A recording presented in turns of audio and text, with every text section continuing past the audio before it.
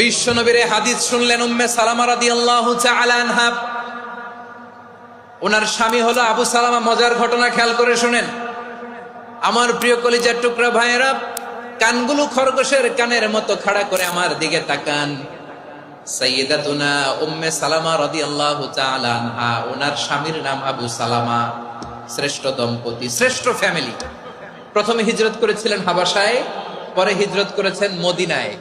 উহুদ যুদ্ধের পরে ওনার স্বামী আবু সালামা ইন্তেকাল করলো, শহীদ হলো। সুবহানাল্লাহ পড়েন।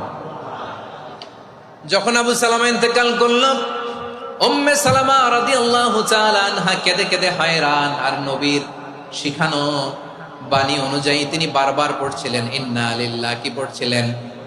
মুই কই যামু, কি হরমু, এগুলো বলে নাই। কি বলছে? ইন্না লিল্লাহ। যেহেতু বিশ্বনবী বলেছেন কেউ যদি বিপদের প্রথম ধাক্কায় পড়ে ইন্না লিল্লাহি ওয়া ইন্না ইলাইহি রাজিউন,